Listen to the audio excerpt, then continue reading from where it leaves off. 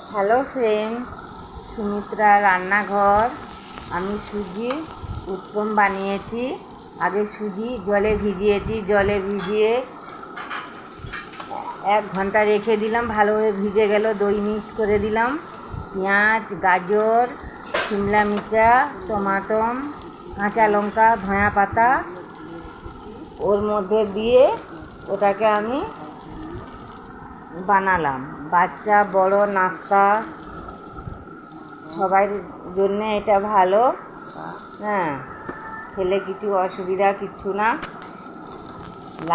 ভালো লাগলে ভিডিওটা দেখুন, লাইক করুন, কমেন্ট করুন, সাবস্ক্রাইব করুন। সবাইকে ধন্যবাদ।